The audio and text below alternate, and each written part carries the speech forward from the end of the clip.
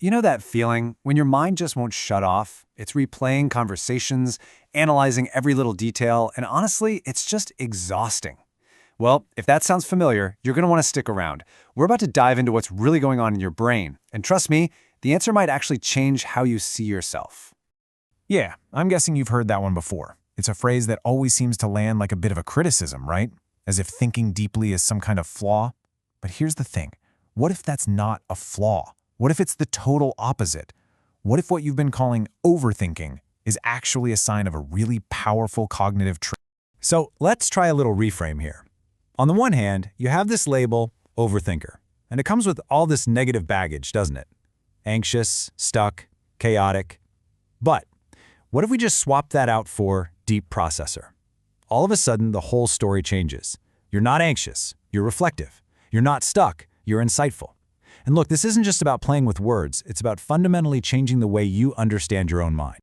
All right, so let's really dig into this idea of being a deep processor. Because this isn't a bug in your system, it's a feature, a core cognitive trait. Just let that sink in for a second. And seriously, this isn't some fluffy, feel-good slogan. It's a conclusion that's actually drawn from psychological research. This tendency you have to analyze, to reflect, to process things really intensely, well, that's a recognized cognitive trait. The bottom line is this: you're not broken, you're just processing the world on a whole different level. Okay, so if this is how your brain is wired, how does it actually work? Well, it really comes down to two key pillars that make it all happen. First up, we've got something called System 2 dominance. The easiest way to think about it is that your brain has two modes. System 1 is your autopilot. It's fast, it's instinctive, like when you pull your hand away from a hot stove without even thinking. But System 2, System 2 is your brain's big, beautiful pause button. It's slow, it's deliberate, it's analytical. And deep processors, you guys tend to live in System 2, choosing to really reflect before you react. And this little process is everything.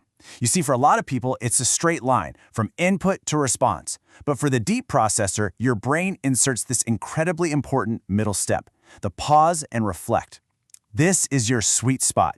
It's where you analyze, you consider all the nuances, you explore every possibility before you ever get to a thoughtful response. Okay, on to the second pillar. And this is where it gets really cool. It's called Associative Integration. This is your mind's incredible, almost magical ability to be a master idea connector. You don't just see the individual dots of information, you see the invisible web that connects them all together. So, what does that look like in the real world? Well, let's say for most people, coffee, history, and music are just three totally separate things. But for a deep processor, you might see those and your brain just goes, hey, wait a minute. What about a historically themed cafe that only plays music from different time periods? You just naturally find patterns and create these amazing new combinations because your mind is constantly weaving different ideas together. Okay, so we've established it's a real trait, and we know how it works. Now, let's talk about why this is basically your cognitive superpower. And yeah, why it makes you pretty rare. It's a fair question, right? If this is such a powerful way to think, why isn't everyone doing it?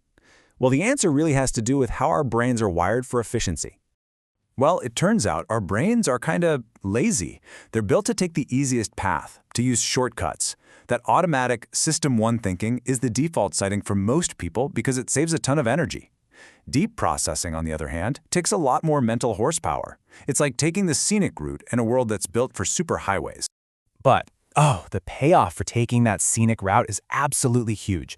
We're talking about deeper insights that other people just walk right past, enhanced creativity that comes from connecting things nobody else thought to connect, and this incredible talent for untangling really complex problems. The trick is to stop fighting it and just let your mind do its thing. That's how you build those truly meaningful connections, because you're just operating on a much, much deeper level. So from now on, when someone tells you that you think too much, you can just smile. Because you're not an overthinker, you're a deep processor. The key is to see this not as some burden you have to manage, but as a powerful tool you get to aim. So now that you really understand your mind, the real question is, where are you going to point it? What new worlds will you unlock?